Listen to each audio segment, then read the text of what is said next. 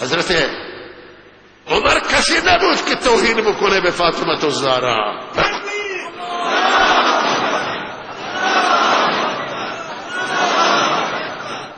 به خدایی خدا و به ذات و صفات الله عزوجل من سوگند یاد میکنم که این حرف اشتباه غلط، این حرف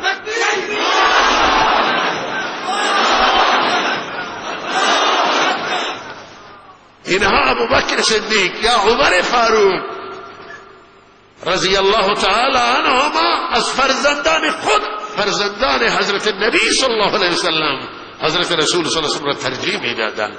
به جایی که حسن و حسین دوست داشتند، به جایی که زهرا و رقیه و ام کلثوم را و زینب را دوست داشتند، فرزندان آن حضرت به جایی که طیب و طاهر و ابراهیم را دوست داشتند، فرزندان خود را دوست نداشتند.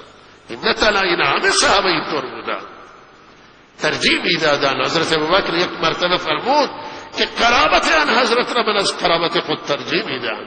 حضرت عمر هم همین سخن فرمود، قرابت آن حضرت و رشته‌داران آن حضرت برای اینها از رشته‌داران خودشون و فرزندان خودشون ترجیح داشتند. وقتی اسرای ایران آوردند و فرزند شاه ایران اسیر بود و آوردند، از خاندان سلطنت کسی را و کسی گفت که این زن شما ازدواج میدید به عبدالله بن عمر، گفت نه این شایسته عبدالله بن عمر نیست، این شایسته حسینه، فرزند حضرت رسول صلی الله علیه وسلم.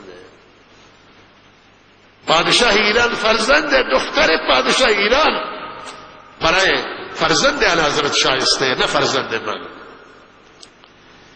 و اینها با محبت زندگی کردن، دوستانه زندگی کردن.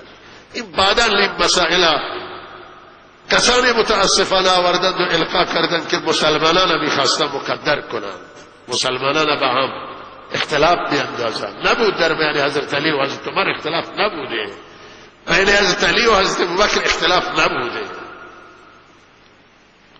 اینها با هم دوستانه زندگی کردند، برای یک دیگه اعتماد داشتند.